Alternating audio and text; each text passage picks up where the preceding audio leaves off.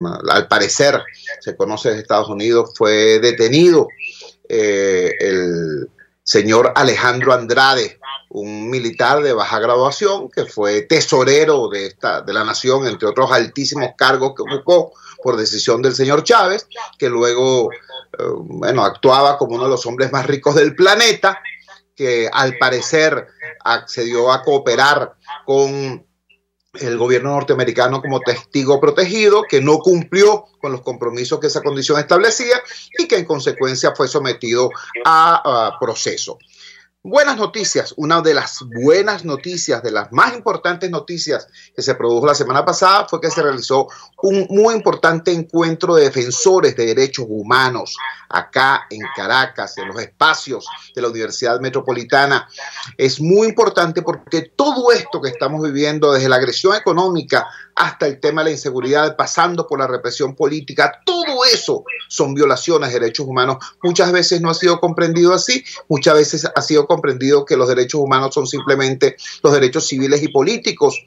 Hubo una división artificiosa allí entre derechos económicos y sociales y derechos civiles y políticos, y la realidad nos enseñó a todos que primero el totalitarismo viola los derechos económicos y sociales, y cuando te organizas para protestar por ello, viola tus derechos civiles y políticos. Por eso es tan importante conocer los términos de la declaración de este encuentro importante de derechos humanos. Y para eso tenemos en línea a Feliciano Reina, para que nos comente esto. Feliciano Reina es director de Acción Solidaria y es también director de Civilis, uno de los voceros de Civilis, que es la organización que fungió como anfitriona de este, repito, importantísimo encuentro. Feliciano, muchísimas gracias por atender nuestra llamada madrugadora. Cuéntanos, ¿qué amplitud y profundidad tuvo este encuentro de defensores de derechos humanos y cuáles son los elementos fundamentales de su declaración? Te escuchamos. Muchísimas gracias, Chubo. Efectivamente, los días 14 y 15 nos reunimos más de 250 personas de unas 130 organizaciones de 19 estados del país, más el Distrito Capital. Y bueno, allí discutiendo sobre la situación de derechos humanos del país, la gravísima situación, sus consecuencias para las personas, para la población en su gran mayoría, y las formas de actuar, de seguir actuando para tratar de paliar estos efectos y por supuesto hacer exigencias para que haya cambios en la situación. Como decías ahora, terminamos con una declaración en la que siempre ratificamos nuestro compromiso con la dignidad humana y con los cambios pacíficos que necesitamos en el país para que las personas puedan vivir en condiciones dignas, económicas, sociales, civiles y políticas para el efectivo goce y protección de los derechos humanos. Allí reafirmamos también una cosa que es muy importante para las personas: los derechos humanos tienen existencia propia en cada quien. Y eso es todo independiente de limitaciones de frontera, de signos políticos o de leyes internas, y esto es muy importante en momentos en que hay migraciones forzosas masivas. En los próximos días, el 9 de diciembre, arriba su 20º aniversario, la Declaración sobre el Derecho y el Deber de Individuos, Grupos, Instituciones para promover y proteger derechos humanos, y esto es importantísimo porque implica obligaciones para los estados también, y allí pues nuestro compromiso con la defensa dentro del marco de esta declaración. Allí nosotros, y por la descripción, ratificamos que Venezuela está en una situación de quiebre democrático e institucional. Esto todo es producto de que el gobierno ha desmantelado el Estado de Derecho y abusa del poder para intimidar, para discriminar, para ejercer control y castigar a la población, que ha destruido buena parte de las capacidades y recursos del país. Y esto, como tú nombrabas ahora la situación de Andrade, Chubo, privatizando el bien público. Es impresionante cómo todo aquello que debió haber resultado en beneficios para la población ha terminado en algunas pocas manos privadas que le han hecho un daño gravísimo por la corrupción al país en su conjunto, y generaron entonces lo que conocemos como una emergencia humanitaria compleja de gran escala que ha dejado a la población en desamparo. Allí reiteramos, por supuesto, nuestra vocación de estar al lado de las personas, de acompañarlas en todos sus procesos, a las víctimas de estas situaciones de violación de derechos humanos, y también, por supuesto, de crear espacios de encuentro, de inclusión, de acompañar, de proteger a las personas que se ven afectadas. hay una exigencia del Estado venezolano en esta declaración de volver al marco de la Constitución Nacional, que además tiene en sus artículos de derechos humanos unos contenidos que de haberse hecho realidad, en este momento han sido violados en su conjunto, pues habría una vida distinta para las personas. Exigimos la aceptación de la asistencia y la cooperación internacional, porque es un derecho humano, además, y es obligación del Estado, pero no en cualquier condición, porque están llegando cosas, sino en los volúmenes que exige efectivamente la situación tan grave del país, y la cooperación entonces con órganos humanitarios que permitirían resguardar la vida y el bienestar de los venezolanos. Nos dirigimos en la declaración, y esto, bueno, por supuesto, es una declaración que circula a órganos de asistencia y de protección de Naciones Unidas, de la OEA, de la Unión Europea, para que puedan utilizar toda la gama que está a su disposición en sus mandatos para ponerlos en práctica de manera de que puedan contribuir a la protección de los derechos humanos en el país y también fuera de nuestras fronteras. Hay que saber que las personas que están migrando lo hacen de manera forzosa y por tanto tienen derecho a protección. Esto es fundamental. Y también pues para que hagan todos sus esfuerzos para que Venezuela retorne de inmediato a la democracia y la confianza. Allí ratificamos también la necesidad de contribuir, de seguir contribuyendo con la Unión de Fuerzas Democráticas del país para que se desarrollen acciones necesarias en el marco de la Constitución para avanzar al restablecimiento de la democracia.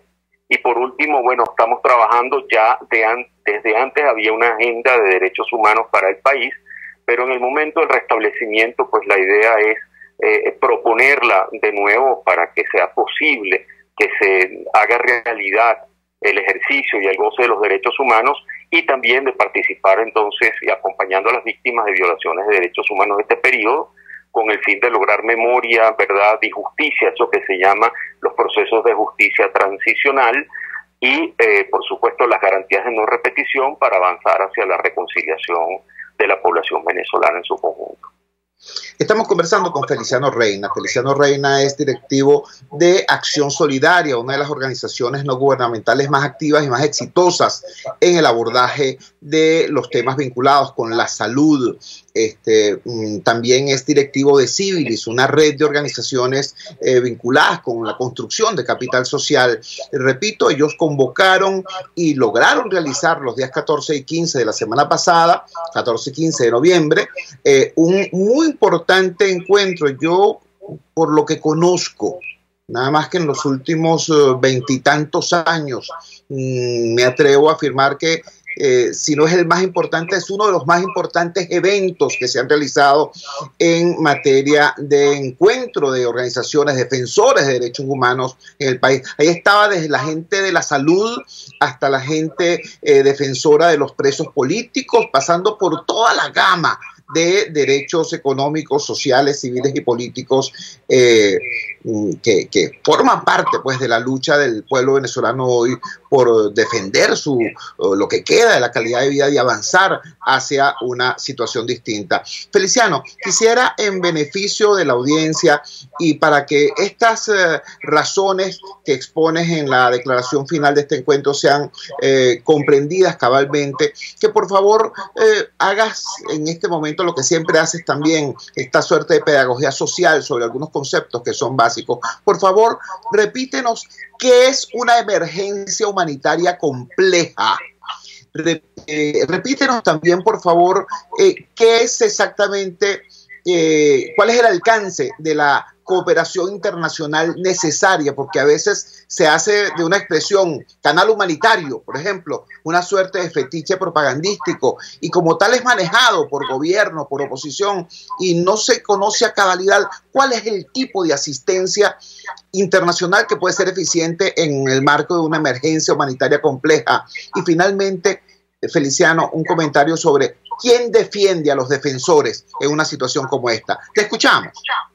Gracias, Chubo. Fíjate, la emergencia humanitaria compleja es un término que acuñó Naciones Unidas en los años 80 para definir aquellas situaciones que, más allá de que puedan tener como una raíz un evento natural o incluso un conflicto interno armado, también responden a acciones de personas que están en el poder y que van destruyendo las capacidades de un país para poder generar bienestar, para que las personas puedan vivir dignamente, para que la cotidianidad no se convierta en esta cosa tan difícil que estamos viviendo en el país, con faltas de servicios públicos, con afectaciones por agua, por luz, por transporte.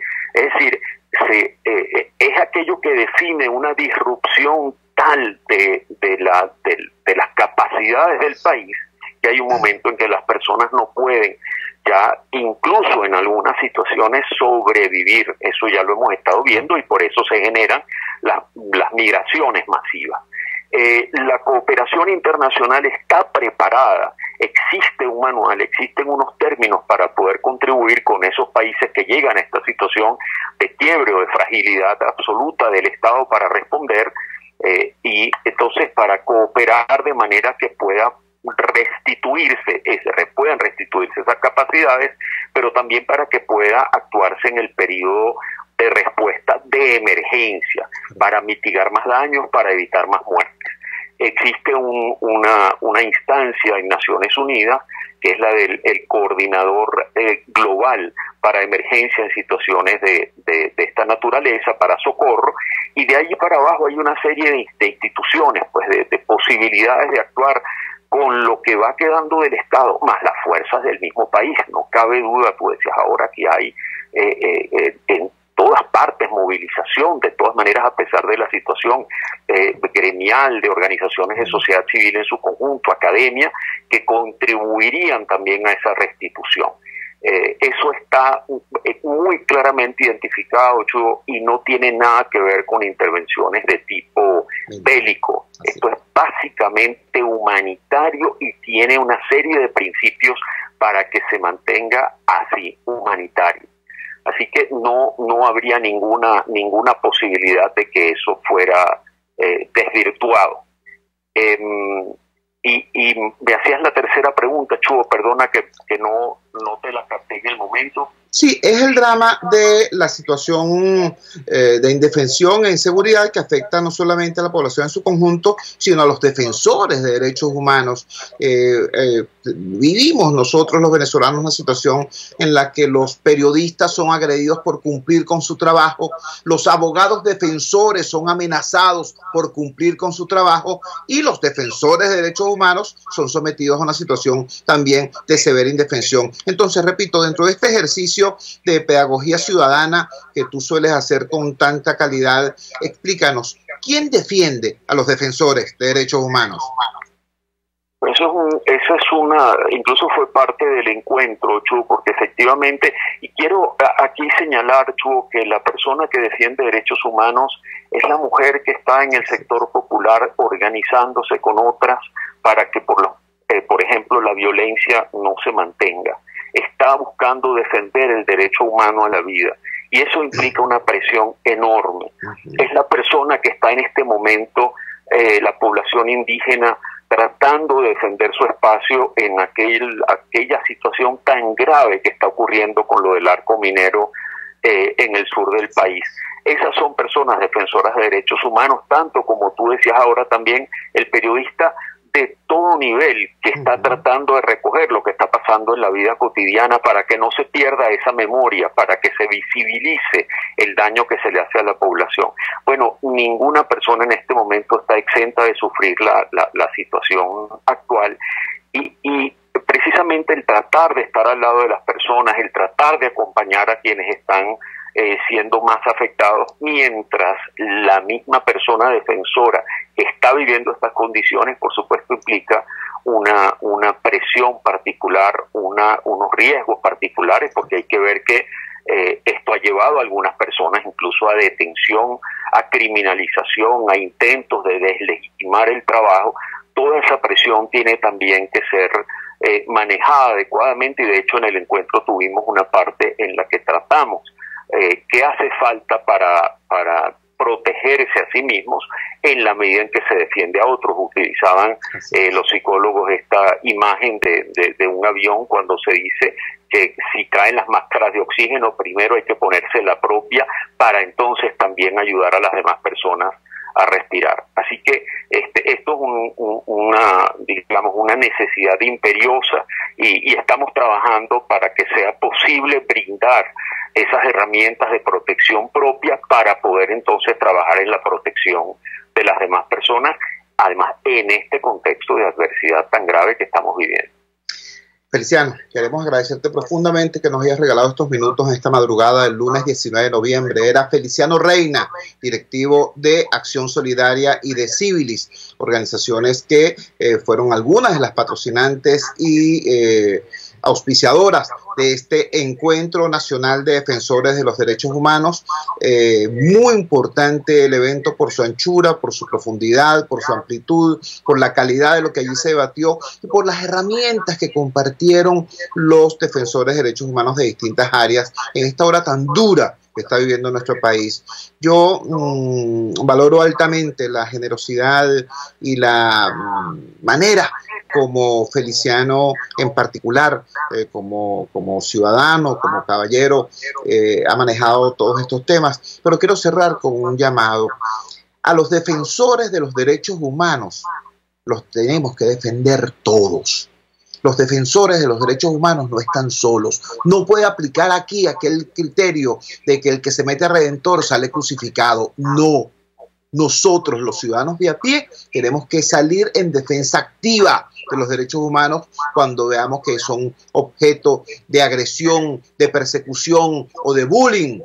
Nuestros activistas de las distintas organizaciones de la sociedad civil que trabajan en la construcción de capital social y en la defensa de valores fundamentales de la vida en democracia, de los derechos humanos. Muchísimas gracias, Feliciano Reina. Vamos a la siguiente pausa comercial y ya regresamos con muchísimo más de La Fuerza. La fuerza es la unión. Usted escucha Unidad, la fuerza es la unión, con Chuo Torrealba por RCR 750 AM. Puedes seguirnos en nuestras redes sociales. En Twitter, @RCR750, la radio que se ve. En RCR somos vanguardia. Toda la programación de tu RCR también la puedes seguir a través de la internet. Audio y video en tiempo real, noticias y mucho más. No te pierdas ni un segundo de nuestra programación. No hay excusa ni cadena que valga para que dejes de escucharnos. Ingresa a rcr.tv, la radio que se ve.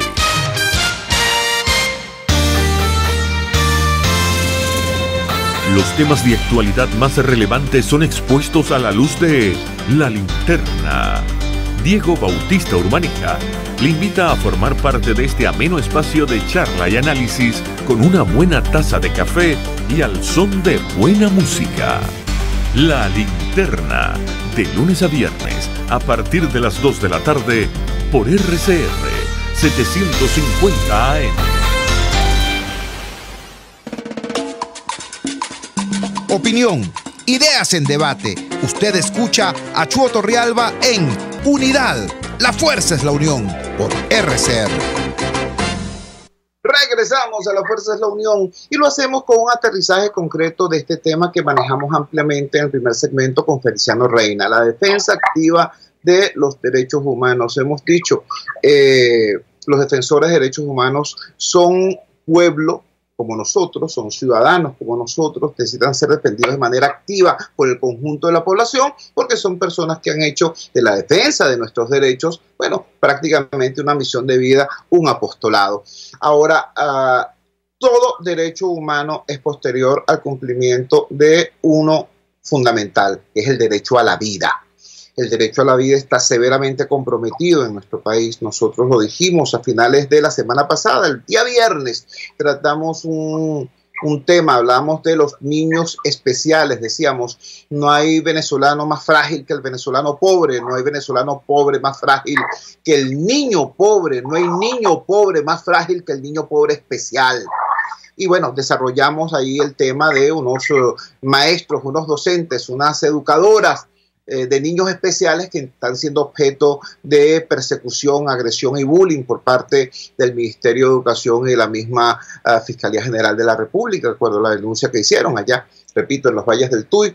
Ahora vamos a tratar no del tema de los niños especiales, sino del tema de los niños en general.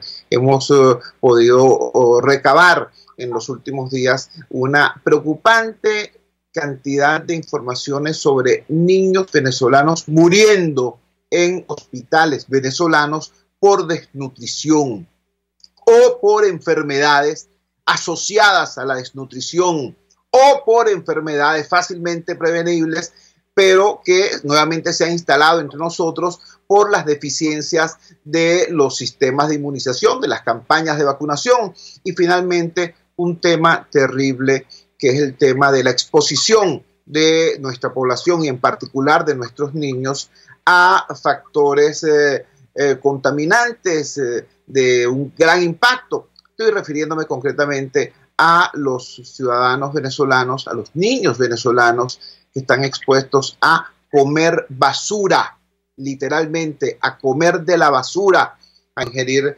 alimentos en estado de descomposición. Por eso buscamos criterio experto para que nos ayude a valorar en su conjunto, en su adecuada dimensión, una situación tan terrible como esta. Vamos a hablar de inmediato con la doctora Patricia Valenzuela. La doctora Patricia Valenzuela es médico infectólogo, ella es directiva de la Sociedad Venezolana de Infectología, entidad que, por cierto, hace poco convocó un evento donde se produjo un debate importante a propósito precisamente de esto que estamos refiriendo. Doctora Valenzuela, gracias por atender nuestra llamada madrugadora. Díganos, esta sucesión de informaciones sobre niños fallecidos, ¿esto es casualidad? ¿Esto, bueno, es una mala racha del país o tiene que ver con algún problema estructural más de fondo que requiera la atención urgente de los venezolanos? La escuchamos. Hola, buenos días. Muchísimas gracias por la invitación y bueno, realmente tocar el tema de los niños en desnutrición o que tengan que alimentarse de la basura es delicado y doloroso. Realmente el número de casos de niños con desnutrición aguda se viene incrementando desde el año pasado. No solamente es desnutrición crónica que viene en incremento también es importante, sino también la desnutrición, que obviamente es por la mala alimentación, nos conlleva a tener un sistema inmunológico deficiente que no los protege de enfermedades infecciosas que se pueden adquirir en el día a día, sobre todo cuando se está pequeño. Definitivamente usted necesita tener una dieta balanceada para poder tener proteínas, para poder tener las diferentes vitaminas que necesita para la respuesta inmunológica. Los anticuerpos son un tipo de proteína y para poder desarrollarlos en el cuerpo necesitas de una alimentación adecuada. Cuando el niño no tiene este tipo de alimentación balanceada, adecuada, con los diferentes grupos alimenticios que conocemos, proteínas, cereales, los carbohidratos, las grasas, pues definitivamente su sistema inmunológico está en franca desventaja con respecto a las injurias y los agentes infecciosos que pueden atacarlo.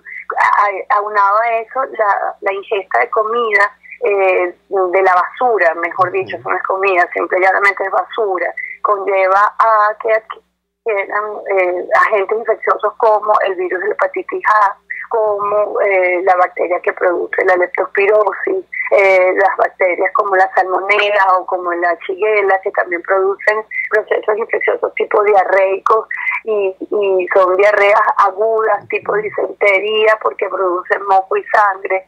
En el contexto de un niño que está malnutrido, pues definitivamente esto se transforma en deshidratación severa, en compromiso de su sistema en general de manera rápida, y una vez que llegan a los hospitales no solamente es enfrentar el cuadro infeccioso agudo con el que lleguen, sino además enfrentar el proceso de desnutrición.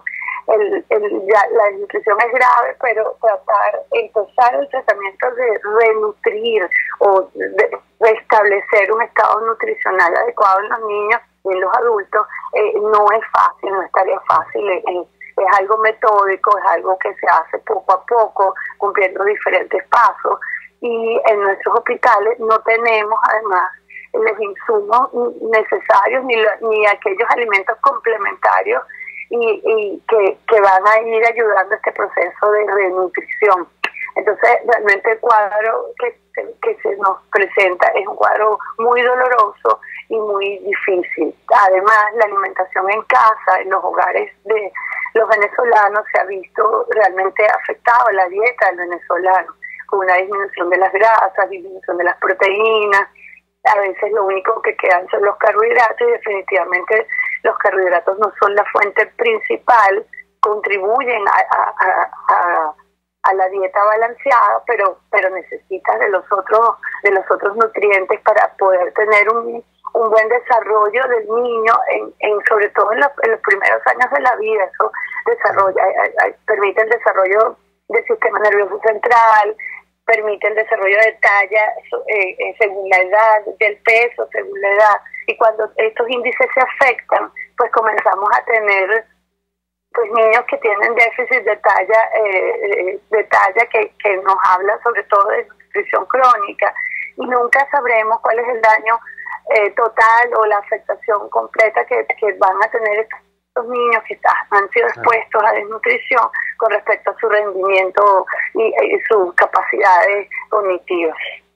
Estamos conversando con la doctora Patricia Valenzuela. La doctora Patricia Valenzuela es directiva de la Sociedad Venezolana de Infectología y nos está planteando una situación ciertamente terrible. Digo esto porque es que el solo aspecto, la sola imagen de un venezolano, de un niño además, comiendo de la basura, es golpeante, hiere la vista, hiere la sensibilidad de la persona, lleva la indignación, lleva incluso la protesta, pero hay que ver más allá de la mera apariencia. Como bien ha dicho expertas como Susana Rafali, estamos hablando de una situación que trasciende el individuo, que ya está generando daños intergeneracionales. Es muy delicado. Nos dice Patricia Valenzuela que hay una suerte de círculo vicioso. Por desnutrición bajan las defensas, bajan los anticuerpos, y esa persona desnutrida en ese estado de minusvalía desde el punto de vista de sus defensas naturales, entonces busca alimento en la calle, lo busca en la basura, consume basura,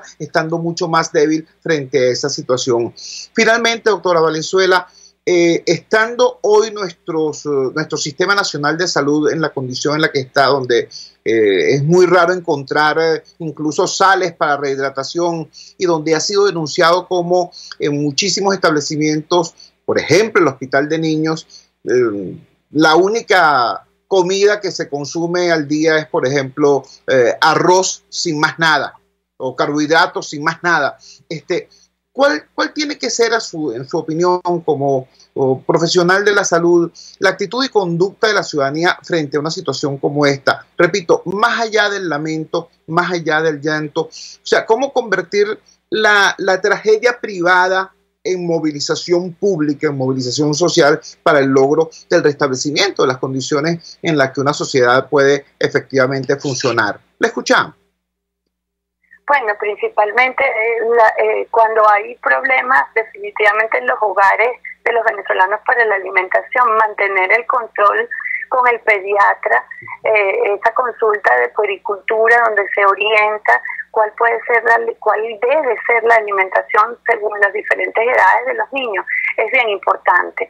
Si bien es cierto que a lo mejor no se tiene el poder adquisitivo para todos aquellos alimentos ideales, con certeza el pediatra puericultor, con certeza el nutricionista va a poder orientar a las madres a sustituir o a complementar la dieta de los niños, y les va a dar todas las nociones principales con respecto a la alimentación de ese niño desde que nace, porque el niño menor de 1 año no puede recibir definitivamente leche completa, tiene que recibir otro tipo de leche. Hay que estimular la lactancia materna en aquella mujer sana que tuvo un buen control prenatal, debe darle lactancia materna al niño, y el pediatra puericultor también lo va a orientar a ella para su alimentación a lo largo de este proceso de lactancia materna.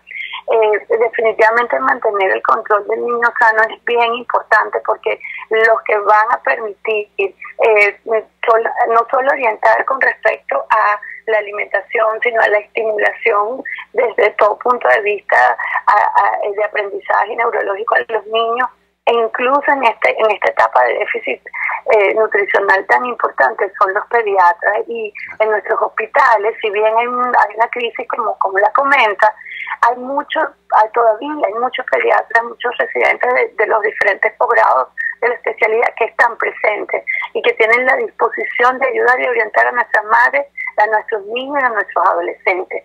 Entonces debemos buscar, antes de tomar medidas extremas y decisiones inadecuadas, debemos buscar la persona más capacitada para que nos oriente en ese sentido y poder ayudar y alimentar lo mejor posible a nuestros niños para evitar los déficits de talla, los déficits de atención o los déficits posteriormente de aprendizaje que puedan presentar los niños por esta desnutrición crónica. Y también fundamental las nociones de vacuna, de vacunación para nuestros niños es trascendental. Entonces, una manera de protestar es seguir asistiendo y seguir hablando y apoyando a todos nuestros pediatras, a todos nuestros médicos en nuestros diferentes hospitales, haciendo denuncias claras de los déficits que hay y de las necesidades que tienen nuestros niños en este momento. Doctora, le agradecemos altamente que nos haya regalado estos minutos esta madrugada del lunes 19 de noviembre. Era la doctora Patricia Valenzuela, directiva de la Sociedad Venezolana de Infectología. Ella se formó y tuvo un muy destacado ejercicio en un hospital de choque como lo es el Hospital Vargas. Así que de todo esto que nos está hablando la doctora Patricia Valenzuela, tiene conocimiento de primera mano, no solamente ese conocimiento, digamos, académico o libresco, ese aprendizaje de vida. Por eso le agradecemos profundamente que nos haya dado su aporte sobre este tema crucial. Luego hablaremos de otras cosas que afectan a la población en su conjunto.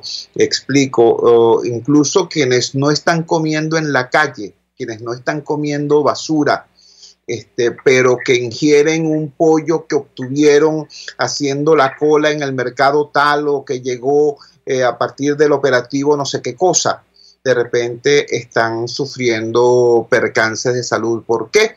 Porque las cadenas de frío que garantizan la calidad del producto que finalmente se consume están fracturadas en todo el país. Entonces, bueno, hay una gran cantidad de cosas que tenemos que ver en profundidad desde distintas aristas, de distintos puntos de vista. Muchísimas gracias a la doctora Patricia Valenzuela y vamos de inmediato a la siguiente pausa comercial con muchísimo más de La Fuerza. La Fuerza es la Unión. Les estamos presentando Unidad, la Fuerza es la Unión, solo por RCR 750 AM. Puede seguir nuestra programación a través de rcr.tv, la radio que se ve. En Ávila Gallery somos especialistas en todo lo relacionado con nuestro majestuoso Ávila. Cuadros, vitrales, fotografías e impresiones. Decora tus espacios o regala y envía un Ávila a ese ser querido. Hacemos envíos al exterior. Síguenos por @AvilaGallery1 o llámanos al 0414-127-4060. Ávila Gallery, tu centro de arte moderno. Si buscas cauchos especiales y específicos para tu rústico, te recomiendo Cauchera Fran Luis, donde los consigues como tú quieres, al mejor precio y con las mejores promociones. Bajando por la avenida Baral, al final, al lado del banco, teléfono 0212-481-1752. Correo caucherafranluis72@gmail.com. Cauchera Fran Luis, tu mejor opción. RCR 750 AM. Porque lo bueno une.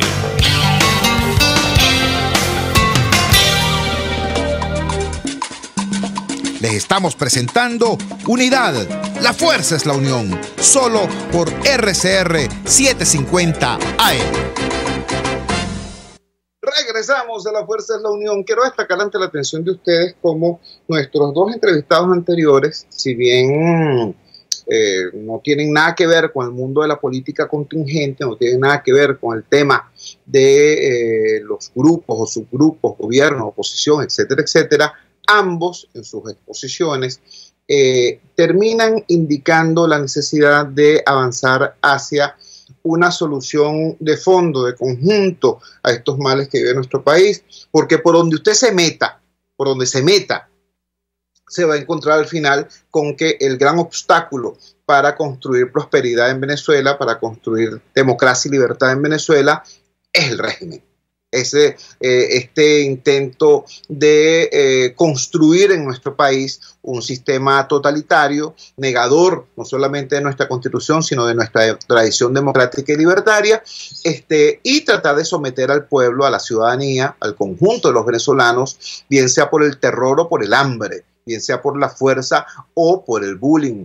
Ese termina siendo al final el problema. Por eso escuchamos a personas como la doctora Patricia Valenzuela diciendo que, sin salirse por supuesto de su ámbito siempre profesional, científico, de su especificidad técnica, diciendo sin embargo, bueno, aquí hay un tema que es macrosocial que tendrá que ser abordado, y que una de las maneras efectivas de protestar es, por ejemplo, seguir acudiendo, insistir en acudir a la visita de nuestros pediatras venezolanos, etcétera, etcétera. Y así dijo, los que quedan.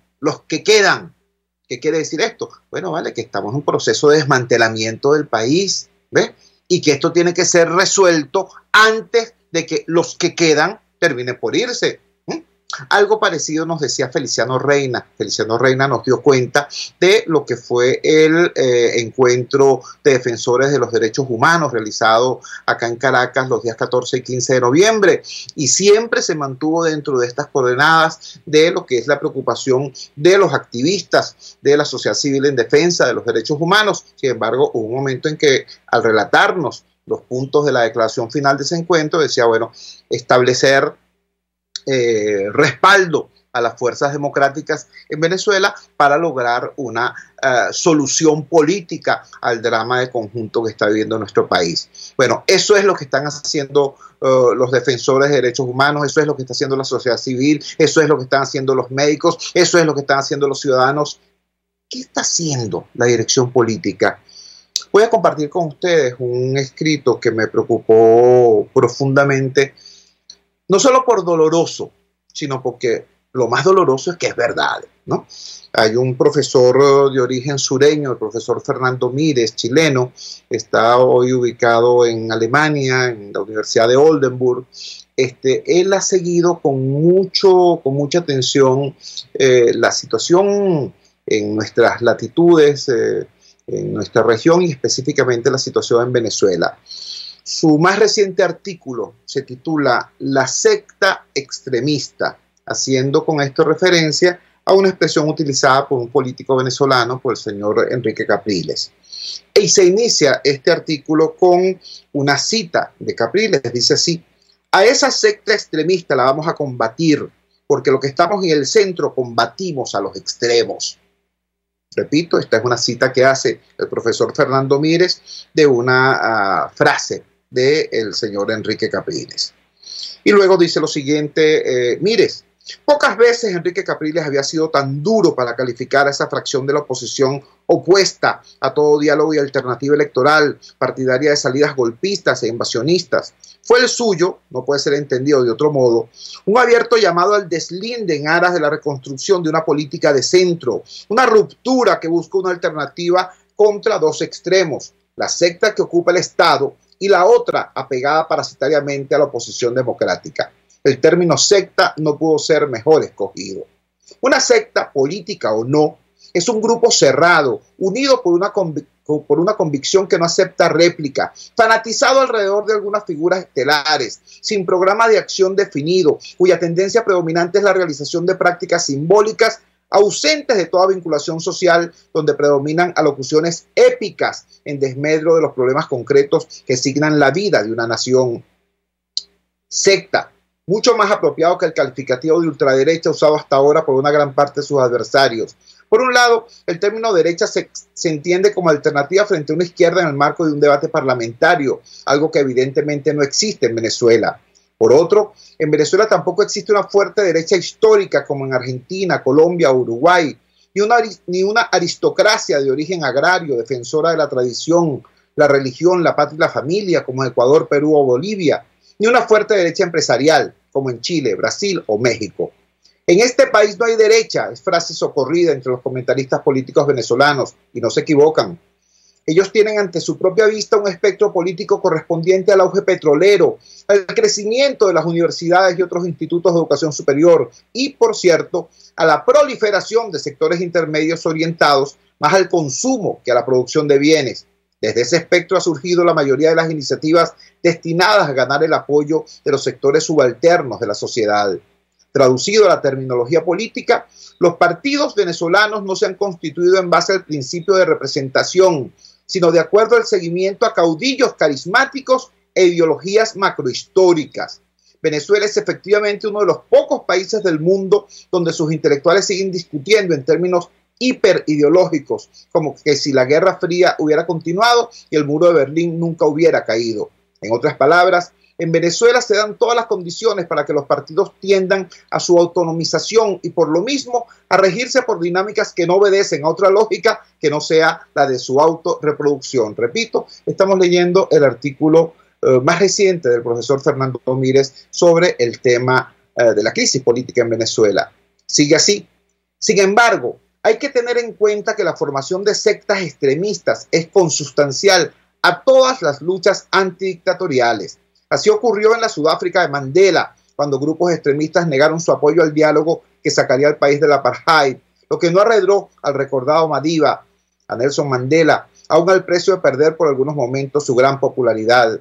Así ocurrió también en Polonia, cuando fracciones integristas católicas se opusieron con saña al diálogo establecido entre Walesa y el general Jaruzelski. Así ocurrió en Chile, cuando el extremismo de izquierda se opuso al plebiscito, llamando la abstención bajo el argumento de que participar significaba legitimar a la dictadura.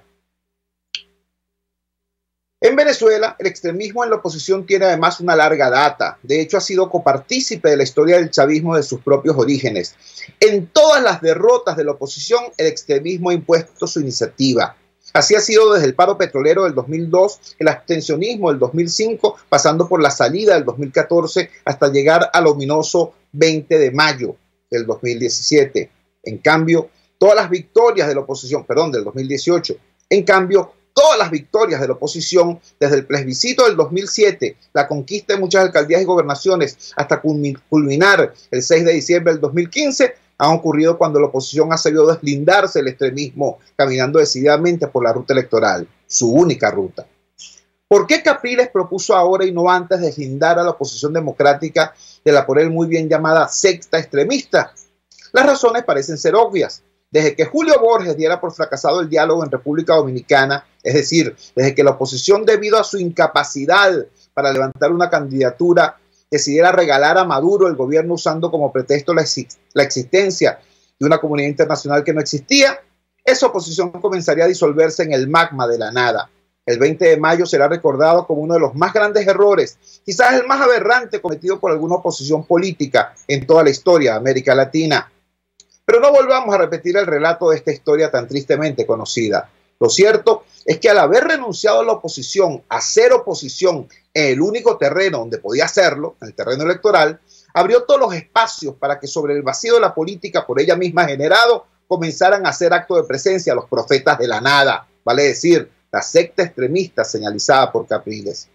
Puede que el llamado de Capriles a deslindar posiciones ya sea algo tardío, desde que la oposición renunció a oponerse e incluso desde que parlamentarios elegidos por sufragio popular optaran por convertir a la propia Asamblea Nacional en un escenario circense de espectáculos sin significado político real, la secta se siente como en su casa. La señora cita aquí a María Corina Machado. La señora María Corina Machado realiza giras presidenciales sin elecciones a la vista, con el manifiesto propósito de mostrarse como única líder en el caso hipotético de un golpe o invasión. Cada una de sus presentaciones lleva el signo de los empresarios que la fomentan. Como toda secta, la de los extremistas vive de sus propias, muy bien financiadas fantasías. La política es considerada por los financistas de la secta en su expresión más mercantil. De lo que se trata es de lanzar al mercado el mismo producto, pero con distinto nombre. El eslogan puede ser Maduro renuncia, vete ya, faltan pocos días, el quiebre ya llegó y otros más. Debe ser siempre renovado. Aunque todo ese palabreo vacío no obedezca a ninguna estrategia política, sirve a la secta para mantener la atención del público sobre la novedad del producto. Lo importante, y aquí hay una notable coincidencia entre la secta y Maduro, es sabotear cualquier iniciativa electoral. Al fin y al cabo, las dos sectas, la del poder y la de los extremistas, saben que aún en elecciones no libres, es decir, aún con ese CNE, ninguna tendría un chance real, como tampoco lo tuvieron el 6 de diciembre. Más aún, para ambas sectas las elecciones podrían llegar a ser un campo de movilizaciones sociales que terminarían por arrebatar a ellos no la hegemonía, que nunca la han tenido, pero sí el protagonismo mediático del que hoy disfrutan. El llamado de Capriles a combatir a la secta es loable, pero, hay que decirlo, insuficiente. Y lo será mientras nadie diga cómo hacer ese combate. Con lucha ideológica, polémicas o debates públicos, imposible. Sabido es que las sectas no discuten, solo dictaminan, difaman o insultan. Solo queda entonces una posibilidad para volver a ocupar el centro de la política, recuperar la ruta electoral echada tan irresponsablemente por la borda y enfrentar al régimen en el terreno donde ahora es más débil que nunca. Eso debió haberlo dicho Capriles. Habría sido el corolario lógico de su llamado a combatir a la secta. ¿Por qué no lo dijo? Es un misterio para el señor Fernando Míguez. El problema es que los partidos de la oposición, en otro de sus actos de autocriminalidad, han renunciado esta vez tácitamente a apoyar candidaturas en las municipales, en las elecciones municipales del 9 de diciembre. Da la impresión de que ya las han dado por perdidas, pues no enfrentar esas elecciones tan decisivas para la gente que habita en comunidades es un acto que solo puede ser interpretado como una sola cosa: rendición. Sin participación activa en las lides electorales nunca habrá centro político, y sin centro político solo hay cabida para las dos sectas. O está esperando esa oposición, siguiendo la locura de la secta, el eclipse solar del 10 de enero, el día en el que Maduro será derribado porque la comunidad internacional no reconocerá supuestamente esa elección que ganó limpiamente gracias a una oposición suicida en su abstención. Si es así, la oposición venezolana asistirá ese día a sus propios funerales. Y la secta extremista, según Capriles, seguirá bailando sobre la cubierta del Titanic, mientras el que fuera el gran barco de la oposición terminará por hundirse hasta llegar a las últimas profundidades de su propio océano. Este es, repito, el más reciente artículo del profesor Fernando Míguez. ¿Por qué lo comparto con ustedes? Bueno, por dos razones fundamentales. No porque yo esté de acuerdo con todo lo que allí Fernando Míguez plantea. Lo comparto con ustedes porque nosotros, los venezolanos, y en particular los demócratas venezolanos, tenemos la necesidad, la imperiosa necesidad de hacer un debate claro, profundo, serio, sobre en qué situación estamos, de dónde venimos y cómo podemos hacer nosotros, todos unidos, para salir de esta situación, para salir de este marasmo. Es que si tú te pones a ver las cosas con lógica, no hay cómo entenderlo. Tú estamos frente los venezolanos a un gobierno que, a pesar de tener grandes mecanismos de represión y coerción, los instrumentos de inteligencia, el terror policial, el sistema de administración de justicia como un garrote para criminalizar la disidencia, etcétera, etcétera, a pesar de que tiene eso, no tiene muchas otras cosas que son indispensables para mantenerse. Este es un gobierno que no tiene real, ¿vale? Para empezar por ahí. Este es un gobierno que no tiene liderazgo, que no tiene legitimidad moral ni siquiera ante su propia base. Maduro no es Chávez, ¿vale? Chávez es el responsable eficiente y efectivo de esta desgracia histórica. Pero Chávez en su momento, en primer lugar, tenía todo el dinero del mundo por estar cabalgando, repito, en su momento, sobre la burbuja petrolera más alta y más larga de toda nuestra historia. Y por otro lado, Chávez tenía, sí, un conjunto de atributos de caudillo, el discurso demagógico, el impacto personal, etcétera, etcétera, que lo dotaban de eso que llaman algunos carisma. E hizo uso de eso para la manipulación política masiva. Pero Maduro no tiene ni una cosa ni la otra. Entonces, ¿cómo se explica que estemos nosotros los venezolanos en una situación como esta? ¿Cómo se explica? Bueno, una de las explicaciones podría ser, ¿no?, que teniendo Maduro todos los instrumentos de la fuerza, de la coerción, todos los instrumentos para la represión brutal, haya una oposición que haya escogido precisamente ese terreno para combatir y no el terreno de la política, no el terreno de la lucha social. Porque en el terreno de la lucha social es donde el régimen tiene todas las de perder. En el terreno de la política es donde el gobierno tiene todas las de perder. Entonces tienes una oposición política que no hace política, que descree de los instrumentos, de las herramientas de la política. Les voy a poner un ejemplo. Nos dice Fernando Mírez, hay que reconstruir el centro, hay que construir un espacio donde todos los descontentos puedan reunirse y puedan de esa manera expresar la condición mayoritaria del país que quiere cambio. Pero todos los descontentos, no los extremos, sino el conjunto de los venezolanos que sufren. Bueno, hay un ejemplo clarito, lo que acaba de ocurrir en materia sindical. Mientras que los señores vinculados a las direcciones políticas del país querían convocar una huelga general con la consigna fuera Maduro, los sindicalistas de base de esos mismos partidos de oposición dijeron, no, ese no es el camino. Hay que convocar protestas nacionales en defensa de la contratación colectiva y enfrentando las tablas salariales del hambre de Maduro. Y al final se impuso esta segunda orientación, y esta segunda orientación logró que se unieran incluso los actores sindicales vinculados al madurismo. Por cierto, mañana hay una asamblea bien importante en la Cancillería, donde están decretados en alerta permanente los trabajadores protestando contra el gobierno. Es muy importante, repito, porque la Cancillería no es cualquier ministerio, es el ministerio donde Maduro fue durante 6 años titular de esa cartera. Repito entonces, esos son ejemplos concretos de que sí es posible construir un referente político de centro, como decía Fernando Mírez, para poder derrotar al extremo totalitario y a cualquier otro extremo que surja en el camino producto del egoísmo y de la ambición. Pero para eso hace falta, como también dice Fernando Mírez, consistencia. Tú no puedes estar diciendo hoy, se cerró la vía electoral y mañana, bueno, hay que reconstruir, hay que reabrir la vía electoral. Bueno, ahora quiero ser candidato yo. No, mañana no hay elecciones. Y por cierto, tenía unas elecciones el 9 de diciembre y no decí nada a propósito de eso. Hay candidatos que, estando Venezuela de cara frente al drama del 20 de mayo, ni siquiera estaban en el país para decirle a su militancia cuál era la orientación. Entonces, esas cosas, repito, tienen que ser resueltas para poder avanzar, para que la mayoría democrática de este país pueda ejercerse como tal en la construcción de ese futuro que nuestros niños que mueren por hambre, que mueren por desnutrición, que mueren por comer basura, ese futuro que no tendrán. Bueno, hay que hacer bien lo que hay que hacer para que todos tengan futuro. Y eso pasa por la reconstrucción de una oposición democrática que sea eso, que haga oposición y que sea democrática y no caudillesca. Trabajamos para ustedes en la dirección general de la emisora, Jaime Nestares, frente a los controles de este espacio estuvo César Arteaga. Habló para ustedes su amigo, comunicador popular, activista social, ciudadano en lucha por la democracia y por la libertad, Jesús Chúo Torrealba. Ahora más que nunca, fuerza Venezuela, porque la fuerza es la unión. RCR presentó Unidad, la fuerza es la unión, con Chúo Torrealba, solo por RCR